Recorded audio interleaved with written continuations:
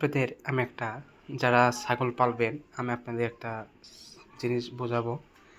আচ্ছা, আপনারা ভুসি খাওয়ালে কখনো তেলা বা ওই যে পানি দিয়ে বেশি পানি দিয়ে কখনো ভুসি ছাগলকে দিবেন না।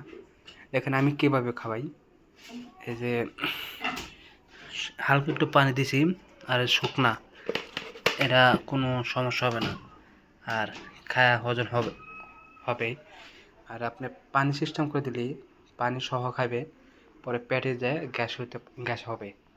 আপনারা সবাই আমি যেমনি খাওয়াইছি ওরকম করে খাওয়াবেন। আমি দেখাবো ভিডিওতে কীভাবে বসি মাখায় দেই। দেখছেন আপনার খাইতেছে, কোনো সমস্যা হবে না। এমন আপনার শুকনাও না, আর হলো এটা শুকনাও না, আর হলো এত ভিজাও না।